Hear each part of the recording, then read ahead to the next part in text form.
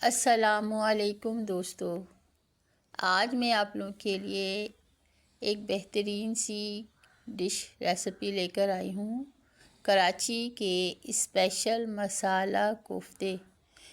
जी हाँ, ये कराची में ये डिश बड़ी फेमस है और कराची वाले इसे बड़े शौक़ से खाते हैं।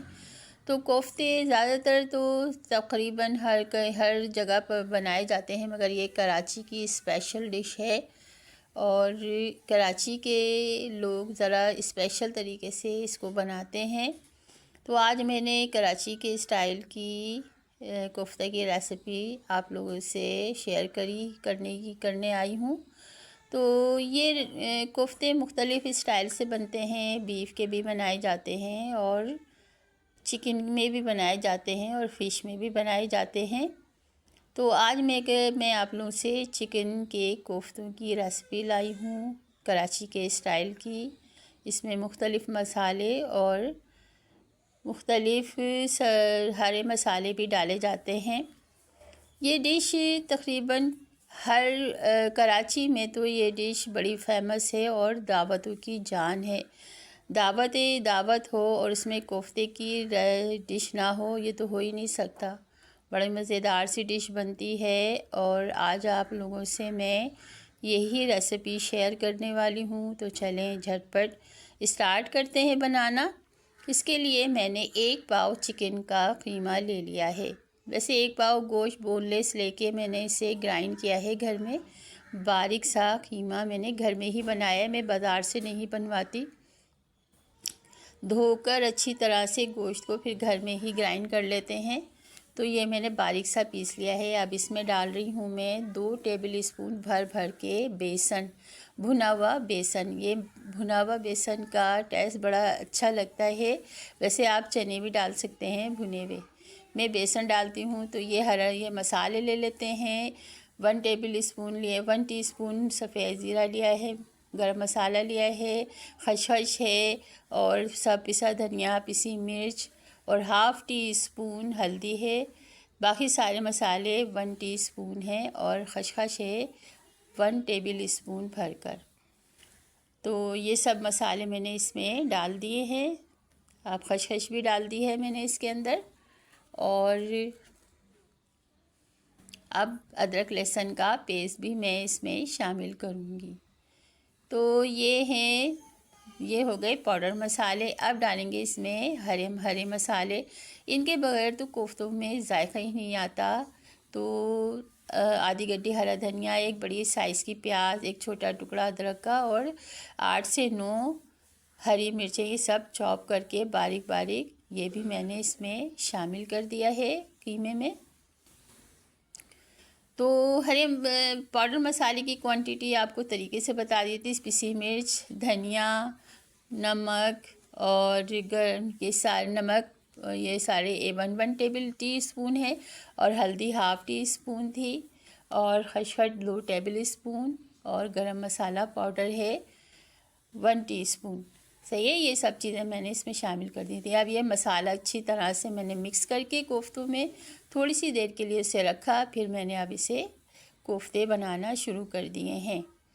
तो ये कोफ्ते मैं जिस साइज़ के बनाती हूँ उस साइज़ के बनाए हैं। आप अपने जैसा आपको पसंद है उस साइज़ के बनाइए। मेरे तो ये हैं 1 पाव कीमे में 8 कोफ्ते बने हैं। ज़रा बड़े बड़े साइज़ के मैंने बनाए हैं, तो 8 कोफ्ते बने हैं। तो चलें, ये अब कोफ्ते बना लिए हैं। अब कोफ्तों को फ्राई करते हैं। तो फ्राई करना बहुत ज़रूरी होता है। तो फ्राई पैन को मैंने चूल्हे पे चढ़ा दिया था पहले से और इसमें half table spoon, half cup तेल मैंने उसमें डाल के प्री हीट कर लिया था। तो आँच स्लो रखी हुई है मैंने और अब मैं सारे कोफ्ते इसमें डाल रही हूँ। अब इसको फ्लेम ज़रा तेज़ नहीं करना, आँच हल्की रखनी है। ये देखिए, अब ये एक साइड से फ्राई हो गए हैं। तो अब इसको साइड चेंज करके इस तरह से फ्राई कर लेंगे सारे कोफ्ते। बड़े खुशबूदार से होते हैं ये कोफ्तों की डिश, बड़ी ज़बरदस्त सी। अगर मेरी वीडियो को आप एंड तक ज़रूर देखिएगा। अगर अच्छी लगे तो लाइक कर दीजिएगा और मेरे चैनल को सब्सक्राइब भी कर दीजिएगा। तो ये देखिए गोल्डन गोल्डन से मैंने सारे कोफ्ते फ्राई करके रख लिए हैं एक साइड पे। अब दीगर मसाले ले लेते हैं। तो मैंने 3 दरमियानी साइज़ की प्याज बारीक पीस के रख ली है। ये होल गरम मसाला है सारा, 1 टीस्पून सफ़ेद ज़ीरा, 1 तेज़पत्ता, छोटे छोटे टुकड़े दालचीनी के, 10-12 काली मिर्च, 2-3 लौंगे और 1 छोटी इलायची। तो ये मैंने ले लिया है। अब ये लिए हैं मैंने टमाटर, 1 पाव टमाटर है, कच्चे पक्के टमाटर लिए हैं। आप रेड टमाटर भी ले सकते हैं, इसको पीस के मैंने अलग रख लिया है। 1 पाव आलू को मैंने लंबे साइज़ में काट के ये भी रख लिया है। तो अब चढ़ा देते हैं, कढ़ाई को मैंने चढ़ा दिया है चूल्हे पे और हाफ कप मैंने इसमें कुकिंग ऑयल डाल दिया है। अब मसाले को तैयार कर लेते हैं। तो अब ये सारा जब तेल गरम हो गया ना, तो सारा होल मसाला मैंने इसमें डाल दिया है, क्योंकि ये स्पेशलिटी होती है कोफ्तों की। ग्रेवी जब तैयार करते हैं ना, तो गरम मसाले से बघारते हैं। तो पहले गरम मसाला इसमें डाल के फ्राई करेंगे, थोड़ा सा रोस्ट हो जाएगा ना, जैसे फ्राई हो जाएगा, खुशबू आने लगेगी, तो फिर मैं इसमें प्याज ऐड कर दूँगी। तो पिसी हुई प्याज जो मैंने 3-4 दरमियाने साइज़ की प्याज को बारीक पीस के रख लिया था, अब वो मैं पेस्ट इसमें डाल दूँगी और इसको अच्छी तरह से मिक्स करके और इसको धीमी आंच पे रख दूँगी पकने के लिए। जब ये प्याज अच्छी तरह से फ्राई हो जाएगी और तेल छोड़ देगी, तब मैं आगे का प्रोसेस करूँगी। तो इसके लिए जब तक ये प्याज फ्राई होगी, तो मैं इसको जब तक के लिए रख दूँगी और मीडियम से थोड़ी सी कम आंच रखना है। ये देखिए प्याज हो गई है फ्राई तकरीबन, और काफ़ी सारा पानी इसका श्रिंक हो चुका है, यानी जल चुका है इसका काफ़ी सारा पानी, और प्याज श्रिंक हो चुकी है थोड़ी। तो अब इसमें मैंने 2 टेबल स्पून अदरक लहसुन का पेस्ट भी शामिल कर दिया है। अब इसको अदरक लहसुन का पेस्ट डाल के मैं इसको अच्छी तरह से भूनूंगी, कि ताकि जो ना अदरक लहसुन का जो होती है खुशबू अच्छी सी आने लगे। तो देखिए प्याज हो गई है सारा, अच्छा खासा जो पानी था ना प्याज का सारा खुश्क हो चुका है और बस ये भुनने पे आ गई है। तो अब मैं इसमें डालूँगी, मैंने डाल दिया है टमाटर का पेस्ट। जो टमाटर पीस के रखे थे ना मैंने, 1 पाव टमाटर हैं। आप मैंने कच्चे पक्के लिए हैं क्योंकि मुझे इनका जायका ज़रा अच्छा लगता है, तो आप रेड कलर के टमाटर ले लीजिए, वो डाल लीजिए। मैंने ये वाले डाले हैं। तो अब ये टमाटरों को अच्छी तरह से मिक्स करके मैं थोड़ी सी देर के लिए इसे ढक्कन लगा के रखूँगी, ढक कर रखूँगी, ताकि ये टमाटर का पानी थोड़ा सा खुश्क होगा ना। अब ये देखिए टमाटर का थोड़ा पानी खुश्क हो गया है और थोड़े से मिक्स हो गए हैं टमाटर। तो अब मैं इसमें दीगर मसाले, पाउडर मसाले शामिल करूँगी। तो ये देखिए अच्छी तरह से हो गया है पानी मिक्स, पानी थोड़ा सा कम हुआ है और टमाटर प्याज में अच्छी तरह मिक्स हो गए हैं। तो अब हम मसाले डाल देते हैं। तो 2 टीस्पून भर कर मैंने धनिया पाउडर डाल दिया है इसमें अब, और हाफ़ टी स्पून डाल दी है हल्दी। हल्दी हड्डियों के लिए भी बहुत बेहतर होती है और खानों में जायका और कलर के लिए तो बहुत बेस्ट है। तो अब मैंने डाल दिए हैं 2 टीस्पून सुरख मिर्च पाउडर, क्योंकि मिर्च मसाले के बगैर तो सालन तैयार ही नहीं होता। कलर, जायका, खुशबू इसके लिए तो बेस्ट है और बेहतरीन है। और इसमें एक खानों का बादशाह जो कहा जाता है ना मसाला, वो क्या होता है मेरे नज़रिए, मेरे लिहाज से तो खानों का बादशाह जो मसाला कहलाता है वो होता है नमक।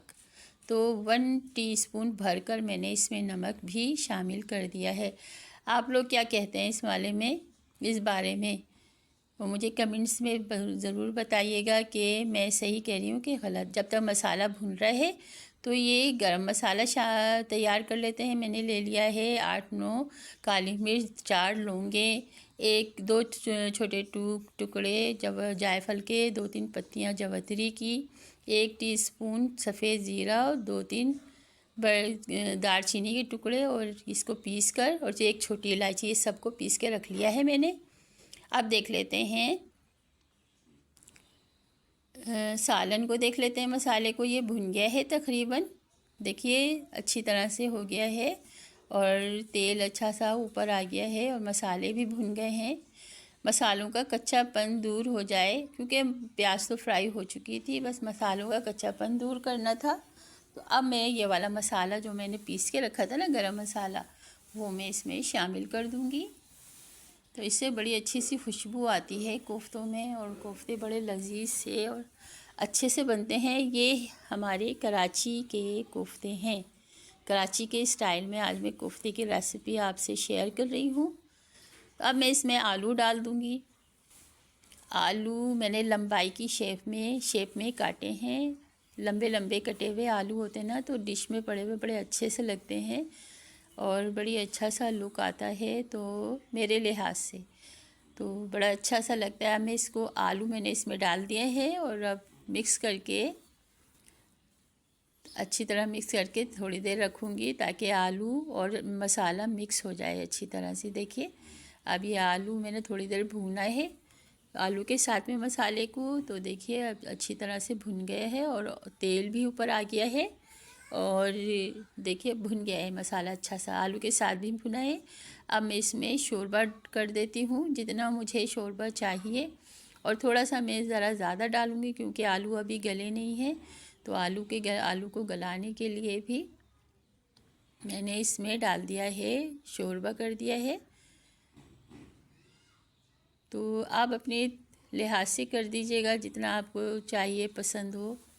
वैसे अमूमन घरानों में जो ना इतनी ही कोफ्तों का शोरबा ज़रा थोड़ा गाढ़ा सा होता है। आप अपने अपने टेस्ट के मुताबिक होता है, कुछ थोड़ा सा पतला भी रखते हैं। बहरहाल मैंने 2 गिलास इसमें पानी डाल दिया है और अब मैंने इसमें कोफ्ते भी जो फ्राई करके रखे थे ना, वो भी मैंने इसमें शामिल कर दिए हैं। और अब ये सारा मसाला अच्छी तरह मिलाकर मैं इसे ढक कर रख दूँगी धीमी आंच पे 15 से 20 मिनट के लिए। थोड़ा सा नमक भी है, मैंने चेक किया था कि ज़रा कम लग रहा था तो मैंने और डाल दिया है नमक। आप भी अपनी टेस्ट के मुताबिक नमक को कम या ज़्यादा कर सकते हैं। और अब मैंने इसमें चाइनीज़ सॉल्ट भी डाल दिया है। ये चाइनीज़ सॉल्ट था 1 टीस्पून मैंने चाइनीज़ सॉल्ट फ्लेवर के लिए डाला है ज़रा, तो फ्लेवर के लिए मैंने चाइनीज़ सॉल्ट इसमें डाल दिया। अभी इसको 10 से 15 मिनट के लिए रख दिया था पकने के लिए। आलू गल गए हैं और कोफ्तों का सालन तकरीबन तैयार हो चुका है। ये देखिए कितना अच्छा सा और मज़ेदार सा। धीमी आंच पर मैंने 10 से 15 मिनट के लिए रखा था पकने के लिए कि कोफ्ते आलू वग़ैरह जो हैं गल जाए और कोफ्ता मिक्स हो जाए। अब इसमें मैं हरी मिर्च डाल देती हूँ, हरी मिर्च और हरे धनिया से गार्निश कर देते हैं। कोफ्ते की रेसिपी यानी कोफ्ता चिकन के कोफ्ते तैयार हो चुके हैं। बड़े मज़ेदार से हैं और खुशबूदार भी हैं क्योंकि बड़ी ज़बरदस्त सी खुशबू आ रही है इसमें। अब लास्ट में मैंने 1 टीस्पून गरम मसाला जो मैंने पीस के रखा था ना, वो भी मैंने इस पर डाल दिया और इसको ढक कर 5 से 7 मिनट के लिए रखूँगी। डन हो चुकी है, तैयार हो गया है सालन। अब इसको हम सर्व करने के लिए निकाल लेते हैं। तो दोस्तों ये थी मेरी कोफ्ता चिकन के कोफ्ते की रेसिपी कराची के स्टाइल की, यानी कराची में जिस तरह से बनाते हैं ना हम लोग, उस तरह से मैंने आज कोफ्ते आप लोगों से शेयर किए हैं। और आप लोगों को कैसी लगी मेरी ये रेसिपी? यकीनन अच्छी लगी होगी। अगर अच्छी लगी तो ट्राई कीजिएगा और मेरी वीडियो को एंड तक ज़रूर देखिएगा और मेरी वीडियो को लाइक, शेयर और सब्सक्राइब ज़रूर कीजिएगा और मेरे चैनल को सब्सक्राइब भी कर दीजिएगा। ये बड़ी ज़बरदस्त सी रेसिपी है, बड़ा ज़बरदस्त सा कोफ्ते का सालन तैयार हो चुका है। मसाला ग्रेवी बड़ी ज़बरदस्त सी है इसकी। मसाला कोफ्ता बिल्कुल रेडी है। आप इसे गरम गरम चपाती, नान और चावल के साथ सर्व कर सकते हैं और अपनी फैमिली के मेंबर और दोस्तों के साथ इस रेसिपी को एंजॉय कीजिए। मेहमान आए तो दस्तरख़्वान की ज़ीनत बनाइए। बहुत मज़ेदार सी है। मुझे अपनी दुआओं में याद रखिएगा। मिलते हैं एक और अच्छी सी ज़बरदस्त सी रेसिपी के साथ में। जब तक के लिए अपनी इस दोस्त को इजाज़त दीजिए। जहाँ रहें खुश रहें, हंसते मुस्कुराते रहें। अल्लाह ताला आपके दस्तरख़्वान को वसी करे। अल्लाह हाफिज़। Thanks for watching. Have a nice day.